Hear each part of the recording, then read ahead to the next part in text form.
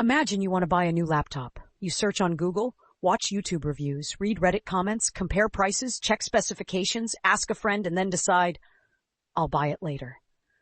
A few days later, you repeat the same process. Why didn't you simply search once and buy? Because online buying is rarely a straight journey. It is messy. This is what the messy middle explains. The messy middle is the confusing stage between discovering a product and finally deciding to buy it. During this stage, customers research, compare, doubt, leave, return, read reviews, search for discounts, and explore alternatives. For example, someone looking for running shoes may first see an Instagram advertisement.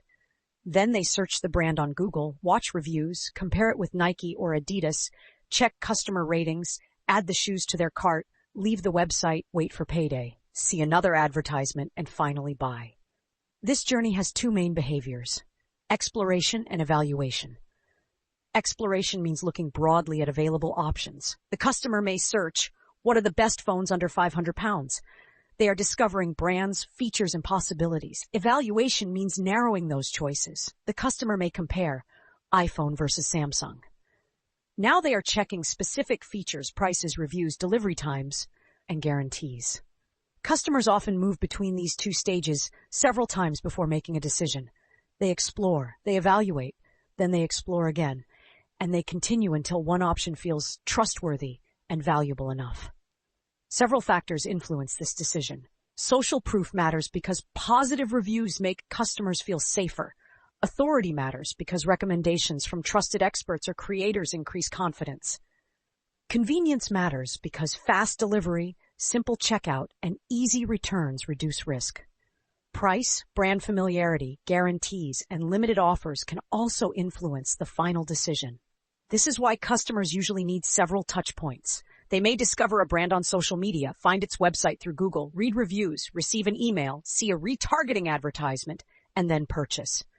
Every touch point should reduce uncertainty. Businesses can help customers through the messy middle by providing clear product information, reviews, comparisons, demonstrations, FAQs, transparent pricing, testimonials, guarantees, and simple checkout systems.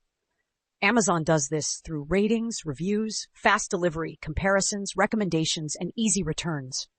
Booking platforms use photos, filters, reviews, maps, prices, and cancellation policies. These features help customers compare options and feel more confident. Many businesses lose sales not because their products are bad, but because their decision process is weak. The customer may be interested, but the website is confusing. There may be no reviews, the price may be unclear, the photos may look poor, or the return policy may be hidden.